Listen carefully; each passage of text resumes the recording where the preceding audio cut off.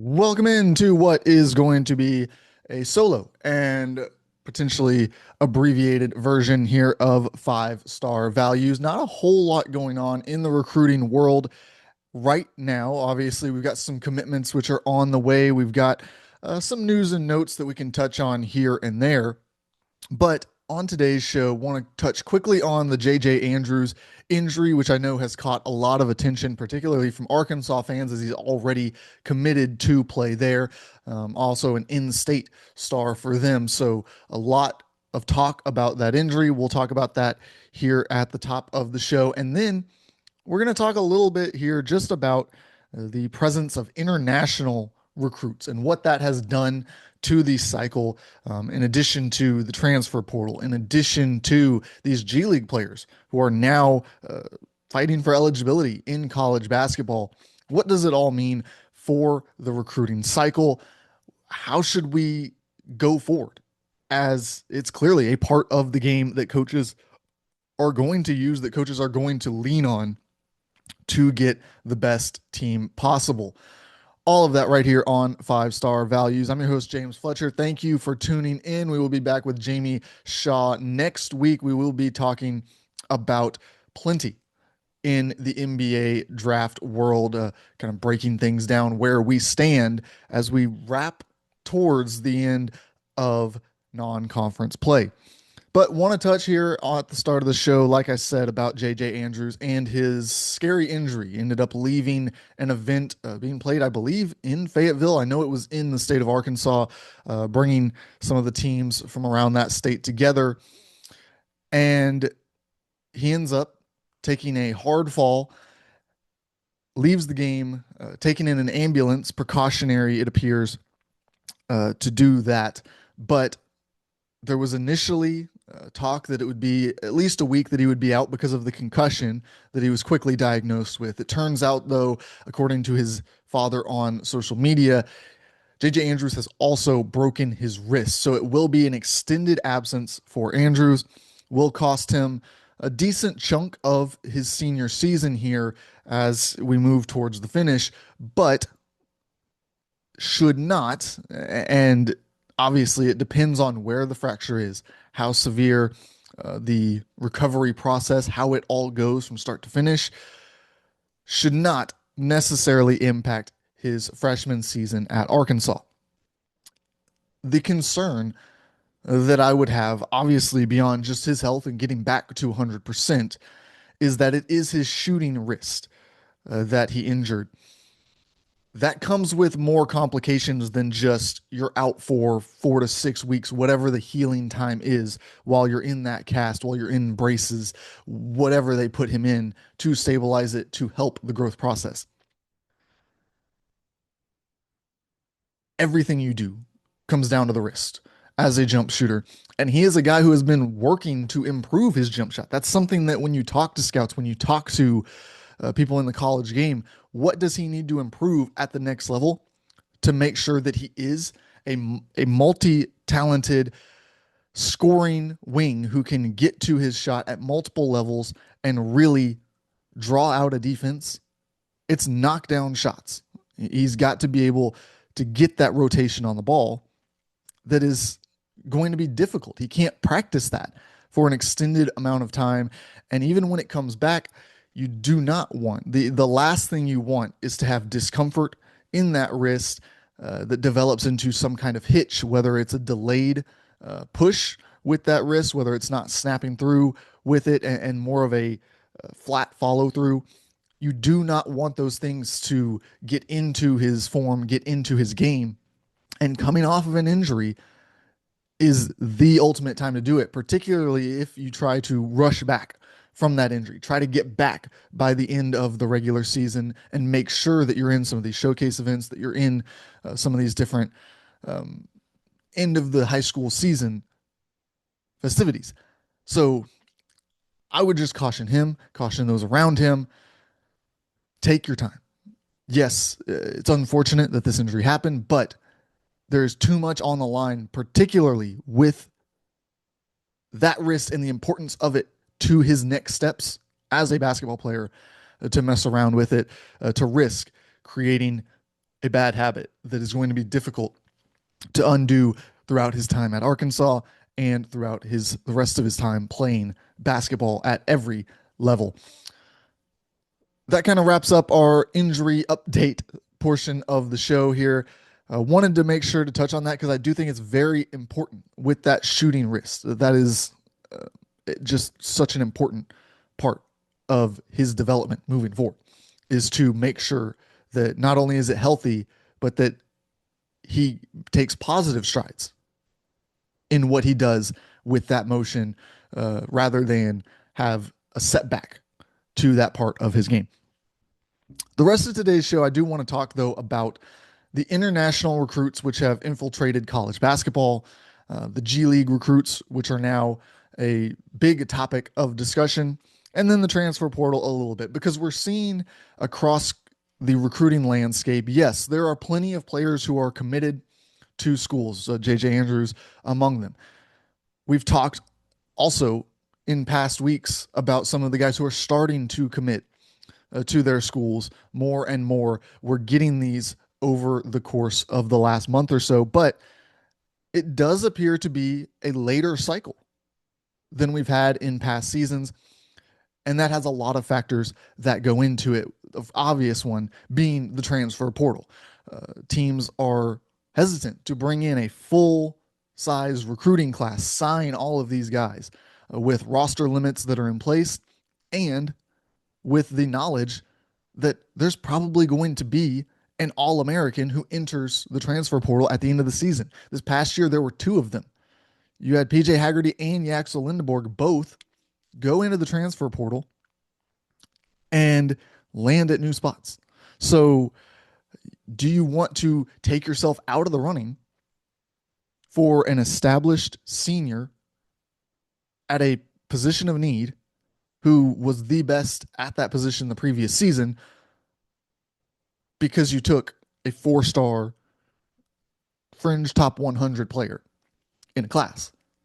It's a very difficult decision that these coaches are having to weigh. The development that is inherent and needed in a program, you still have to have that element to some degree, versus being able to plug and play with some of these guys who will become available, but you've also got to go out and land them. You put a lot of pressure on yourself to go get that missing piece if you wait all the way to the finish line. So what we're seeing is partially a response to that is a lot of these recruits waiting later and later as the teams wait later and later.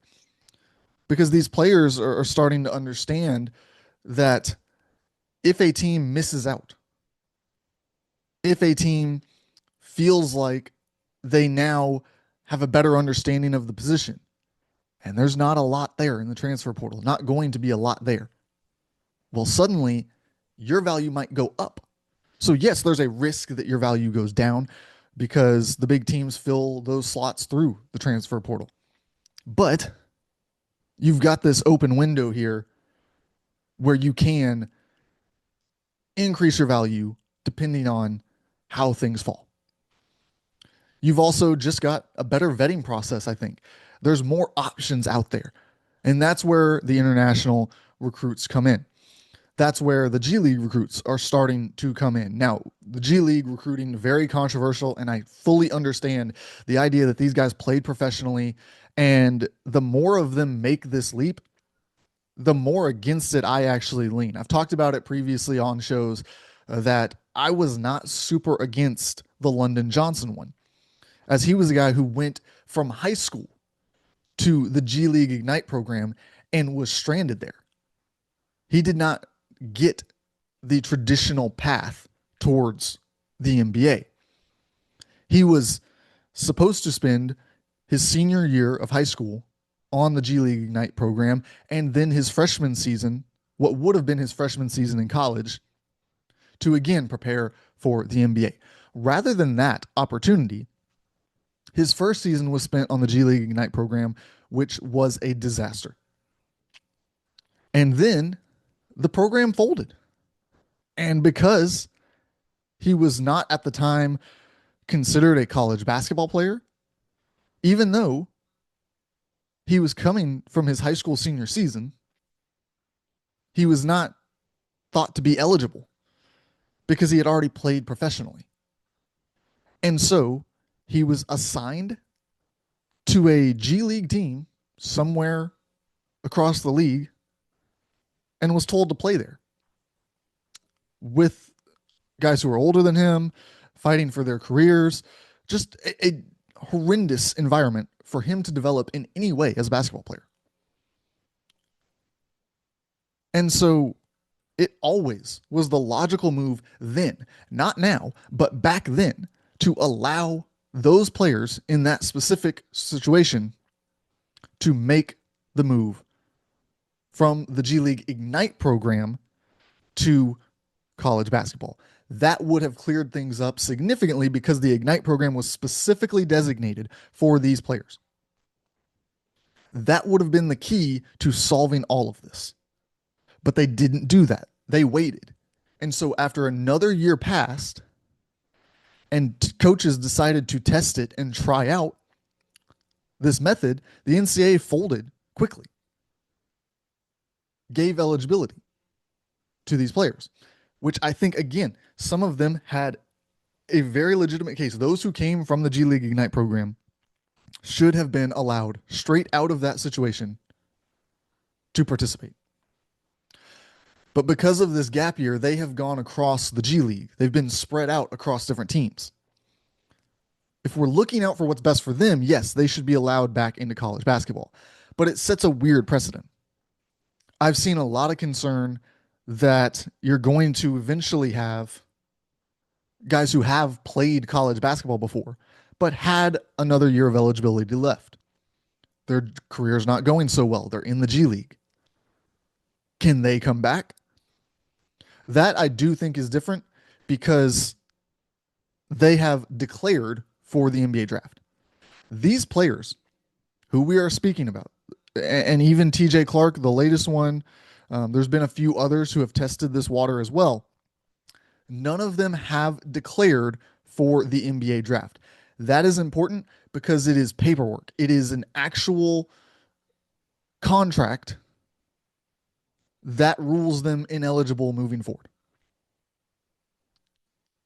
That is something that is not just an NCAA guideline. That is something that the NBA has implemented as well, which is operating correctly under the laws. The NBA does not just get sued all the time because they work under a collective bargaining agreement. Once you have entered the NBA player pool, you are agreeing to those terms. So it is different. And I think that that's where a lot of people are really scared, upset, frustrated. And I get it because we talk about all the time. The NCAA is just going to get sued and then we're going to take the next step towards whatever. But here, there is an extra layer of protection. I don't know. Look, I'm not saying it's not going to happen because until it goes to court, until we see what the judges say, we will never know for sure. But right now, I don't see the pathway for a player who has entered the NBA draft to return to the college game. I do think that in addition to some of these G League guys, the international guys are going to continue to be a massive part of college basketball. Not only because the game is international, it just is. You look across the NBA, a lot of the best players are international prospects. And beyond that, they're better as prospects in quite a few cases. If I am a high major coach who is looking for a 10th guy in the rotation, guy who plays sometimes, doesn't play all the time, but I need him to be solid because he might have to play, I'm probably looking internationally for that. It appears in the NIL era because of different restrictions, different rules and regulations, everything that comes with a player having to be here on a visa to play college basketball. It appears that it is an easier, cheaper process for these coaches. And so if you have someone who can identify the talent and understand who these players are, I know that there's frustration with some of the guys who have been 21, 22 and are making this leap. Again, that one I get the legitimate gripes about. And I'm not entirely sure the answer because it's such a convoluted process. It's you know, if you played at this club, you're allowed, but this level of basketball, you're not. And I know that fans don't watch the European game regularly. They don't understand the difference between the second or third tier in Spain, or the first tier in Serbia. These things don't mean anything to us. It's professional basketball. That's all we're hearing. And so it is a very fine line that they're going to have to walk here. And again, do they just get sued and it all comes down anyways? Who's to say at this point? Because the NCAA has a very bad track record in keeping things where they are. There's a lot of legal situations that have to be resolved if we're ever going to get to a set of rules that is definite and that we understand. Because the NBA has collective bargaining, those are employees. And so I can say definitively what will happen if we talk about those players and them trying to move in different ways. I can't do that with the college game because they have rules, but have been proven to be in violation of US laws.